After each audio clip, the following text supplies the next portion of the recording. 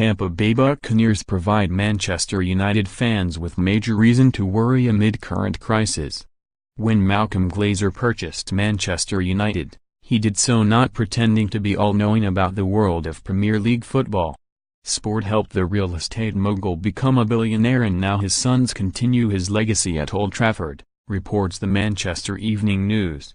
Similarly, he had never pretended that American football was his forte either. But Glazer raised eyebrows when he paid $192 million, a league record, to purchase the struggling Tampa Bay Buccaneers franchise in 1995. The Bucs had won just 89 games in 19 seasons, but by 2003, they had lifted the Super Bowl for the first time in their history.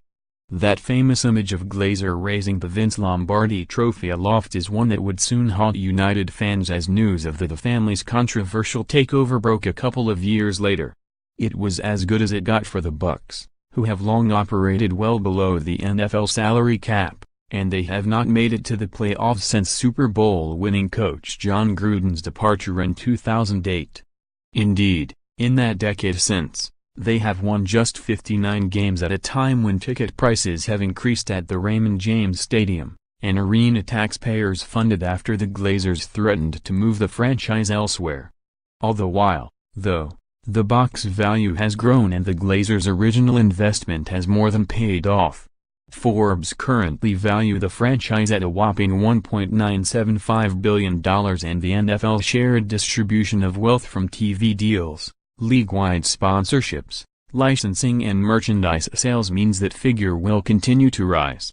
But, following a lack of on-the-field success, many Bucs fans feel the Glazers' attention has long turned to their other major investment more than 4,300 miles away in Manchester.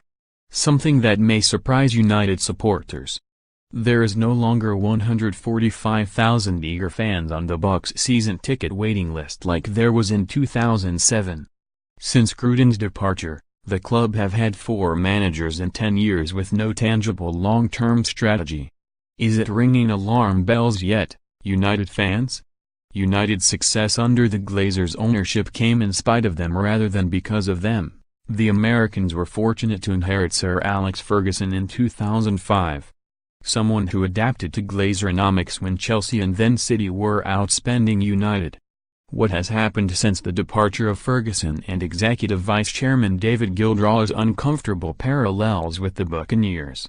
Sure, United have won 5 trophies and continued to dominate as a commercial superpower, but what is the strategy?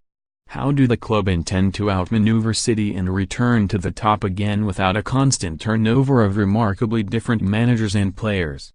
A revamp of the club's academy, training ground and scouting network, and plans to appoint a technical director, are all positive developments, but the Glazers only ever have one minimum goal in mind: qualification for the Champions League to maintain those sweet revenue streams.